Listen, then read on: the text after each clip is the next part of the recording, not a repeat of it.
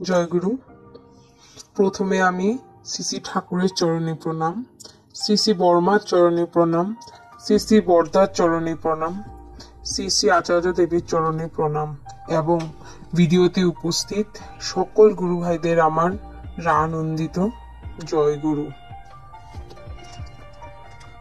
আজকে আমি নারী নীতির বাণী সংখ্যা 3-এর একটি ছোট্ট আলোচনা নিয়ে চলে এসেছি আজকের ভিডিওতে। ক্ষিপ্রতা ও দক্ষতা।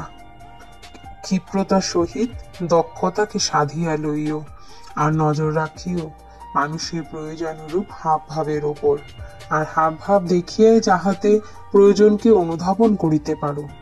তোমার বোধকে এমন তরই তীক্ষ্ণ করিয়া লইতে চেষ্টা করিও।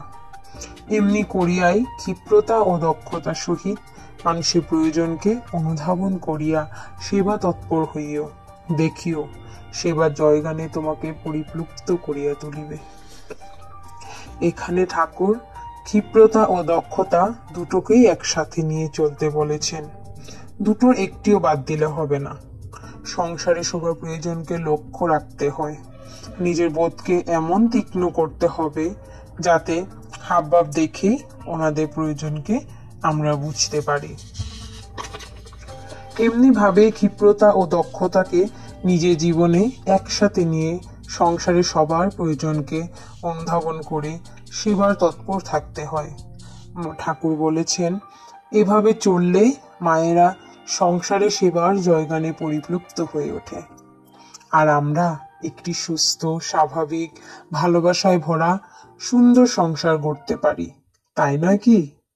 মায়েরা কমেন্ট করে নিশ্চয় জানাবেন। ভিডিওটা ভালো লাগলে নারী নীতি এই বাণীটি লাইক করবেন। সবাই ভালো থাকবেন। পরম দয়ালের আশীর্বাদে সবাইকে ভালো রাখবেন। চ্যানেলটি সাবস্ক্রাইব করার জন্য অসংখ্য ধন্যবাদ। জয় গুরু।